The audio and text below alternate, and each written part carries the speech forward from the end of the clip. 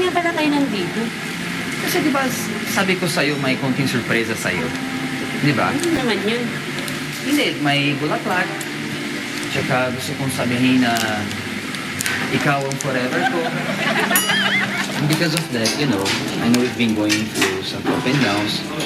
Medyo mahirap talaga ang buhay natin ngayon, pero mahal na mahal kita. We've been together for 5 years. Hindi. At dahil dyan, alam ko na I want to spend the rest of my life with you. Yes. So, meron akong konting sorpresa sa'yo. Ano naman yun?